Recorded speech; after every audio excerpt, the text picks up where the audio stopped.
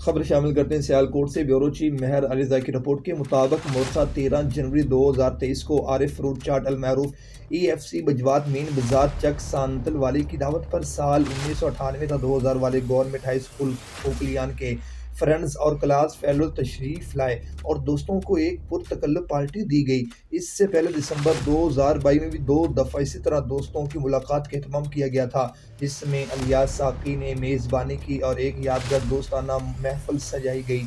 अल्हम्दुलिल्लाह हमारा ये मिशन है कि सब क्लास फेलोज़ को एक जगह इकट्ठा किया जाएगा और उनको पुरतकल्लुफ़ इशाइया दिया जाएगा और ऐसी मुलाकातों का सिलसिला जारी रखा जाएगा। इस ज़िम्न में मोहसिन लतीफ़, साजिद शाह, मोहम्मद सरफराज, आसिफ भट्टी और इमरान अली की खुसूसी काविशें जारी और सारी हैं।